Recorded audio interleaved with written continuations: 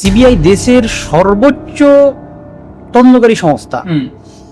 সরকার বা শাসক চায় না বলেই তাদের ফেলিওরের রেট এত বেশি। পারছে না এটা তো সত্যি, কিন্তু কেন পারছে না এই প্রশ্নের ভিতরে ঢুকতে হবে। কে বা কারা হাতটা বেঁধে রেখেছে, কে বা কারা হাত পা বেঁধে রেখেছে তারা পারছে না। ডিএনএ মোর দ্যান 1% পাওয়া যাচ্ছে, তাহলে ওই ডিএনএ গুলো কাদের ডিএনএ? এইগুলো বেসিক তথ্য আমার মনে হয় যদি শাসক চায় খুঁজে বার করতে পারবে। অভয়া ইনসিডেন্সের যে প্রকৃত সত্য সেটা জানার জন্য সরকারের যে যে পদক্ষেপ নেওয়া উচিত, সেই পদক্ষেপে এটা আমার অতটা গভীর পদক্ষেপ বলে মনে হয়নি।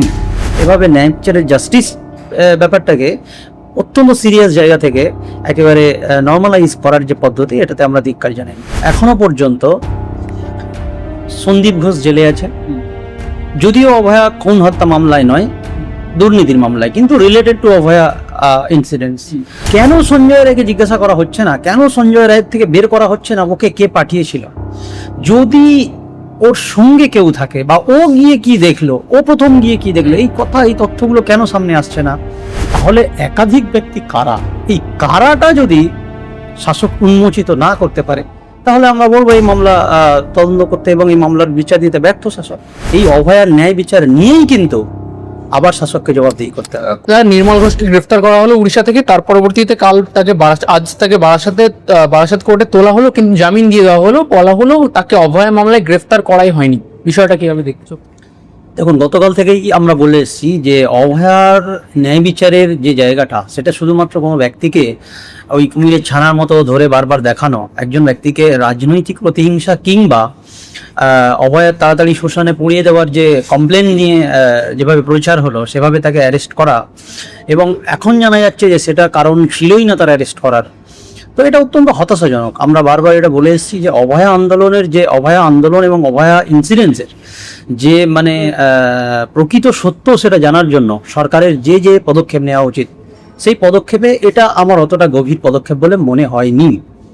প্রথম একটা কথা মাথায় রাখতে হবে যে অভয়ার ন্যায় বিচারের যে সিরিয়াস থিঙ্কিং সাধারণ মানুষের মধ্যে আছে, সেই সিরিয়াস জায়গাতে অন্ততপক্ষে এরকম যাকে তাকে অ্যারেস্ট করে বা কাউকে অ্যারেস্ট করছেন এবং তার সঠিক কারণে অ্যারেস্ট না দেখিয়ে, জামিন অযোগ্য ধারা না দিয়ে জামিন যোগ্য ধারায় তাকে অ্যারেস্ট করে আবার তাকে 24 ঘন্টার মধ্যে রিলিজ করে, এটা এক ধরনের অভয়া আন্দোলনের সঙ্গে আমার মনে হয় ঠিক যাচ্ছে না, অভয়া ন্যায় বিচারের সঙ্গে যাচ্ছে না।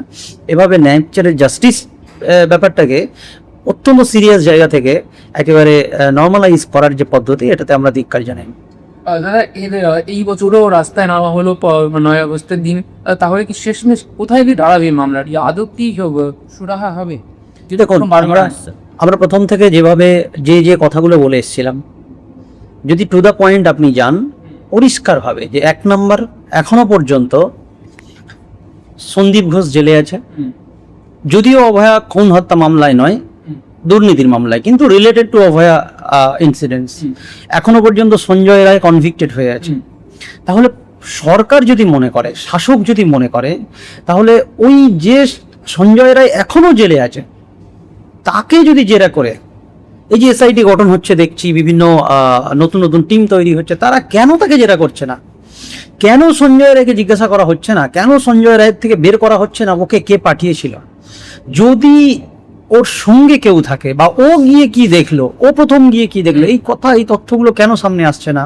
বারবার ইনসিডেন্সের পরের ঘটনাগুলোকে নিয়ে বেশি হুড়োহুড়ি হচ্ছে বলে আমার মনে হচ্ছে। এখনো পর্যন্ত আমরা মনে করি, যদি শাসক মনে করে যে বা যারা এই ঘটনার সঙ্গে জড়িত, সেটা খুঁজে বার করা সম্ভব। বর্তমান মুখ্যমন্ত্রী বলেন একটি জায়গায় কলকাতা পুলিশে ঢোকার বা পশ্চিমবঙ্গ পুলিশে ঢোকার সুযোগ রয়েছে। সেই ক্ষেত্রে কোথাও গিয়ে কি মনে হচ্ছে বর্তমান সরকার একটা পদক্ষেপ নিতে চলেছে, বড় পদক্ষেপ নিতে চলেছে? দেখুন, পশ্চিমবঙ্গ পুলিশ কিংবা কলকাতা পুলিশের তো এখানে ব্যাপারই নয় আপাতত।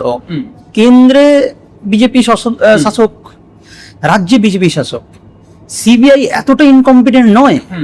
সিবিআই দেশের সর্বোচ্চ তদন্তকারী সংস্থা।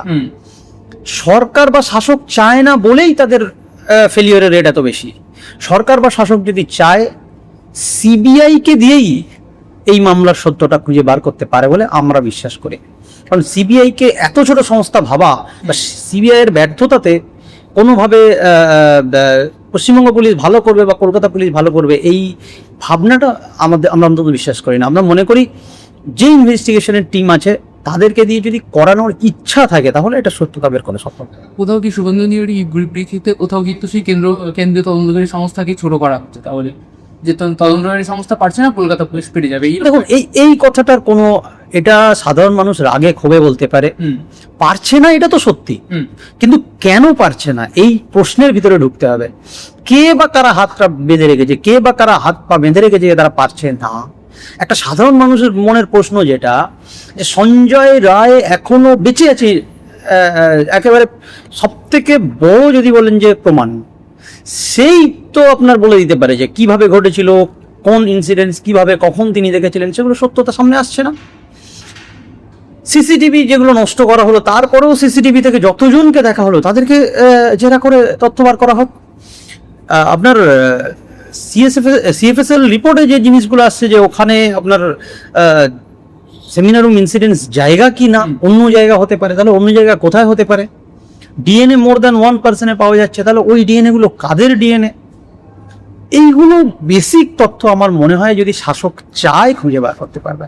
দাদা, সরকার পাল্টেছে, অভয়াদির মা তিনি এমএলএ হয়েছেন, কিন্তু কোনো বড় পদক্ষেপ, সেই রকম কোনো পদক্ষেপ কি তোমার নজরে পড়ছে যে যার ফলে এই মামলা সলভ হতে পারে?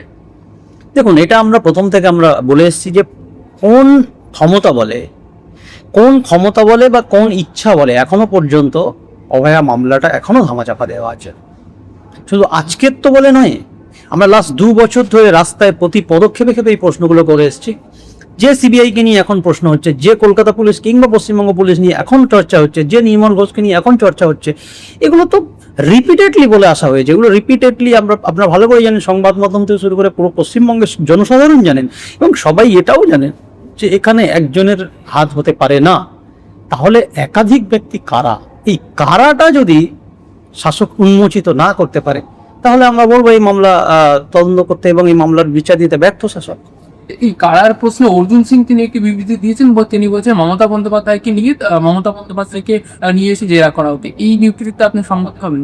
দেখুন, এগুলো ব্যক্তি টিপ্পনি, এগুলো রাজনৈতিক কথাবার্তা। এটা কে কি বললো আমার ওই জায়গাটায় ইম্পর্টেন্ট নেই, ইন্টারেস্টও নেই। আমার যেটা মনে হয় যে যাকে দরকার ইনভেস্টিগেশন টিম, সিবিআই মনে করলে যাকে দরকার, যখন দরকার, যেভাবে দরকার, they have the power to call them, তাদেরকে ডেকে ইনভেস্টিগেট করতে পারে এবং এটা করতে হবে। আজকের বিচার দিতে পারেনি বা আজকের বিচার দিচ্ছে না বা আজকের ওই কুমিরের ছানা দেখানো হচ্ছে, এটা মানে এই ভাববেন না যে পশ্চিমবঙ্গবাসী এই বিচারটা ভুলে গেছে। পশ্চিমবঙ্গবাসী কিন্তু এখনো সেই আশায় আছে এবং এই অভয়ার ন্যায় বিচার নিয়েই কিন্তু আবার শাসককে জবাবদিহি করতে হবে। কোথাও কি তাহলে কি একটা সদিচ্ছার অভাব সেটা এবারও উঠে আসছে? সরকার তো পরিবর্তন হয়েছে, তার সত্ত্বেও এই সদিচ্ছার অভাব দেখা যাচ্ছে।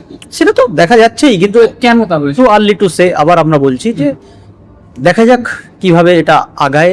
চেষ্টার বিভিন্ন দিক দেখা হচ্ছে, যে দিকগুলো আমরা আজকের বললেন নির্মল ঘোষ থেকে শুরু করে যাকে অ্যারেস্ট করেছে সেগুলোতেও আমরা পিটফল দেখতে পাচ্ছি, কিন্তু আসল জায়গায় যেটা, সেই জায়গাটায় সরকার কিভাবে করছে, কতদিন ধরে করছে, কিভাবে করছে, সেটা কিছু পড়ে না। কিন্তু সেই একই প্রশ্ন, সদিচ্ছার অভাব কেন থাকবে না? হলে যেখানে মুখ্যমন্ত্রী বারবারই কথাটা বিবৃতি দিচ্ছেন যে অভয়ার কেস নতুন করে খোলা হয়েছে, সদিচ্ছার অভাব তাহলে কেন?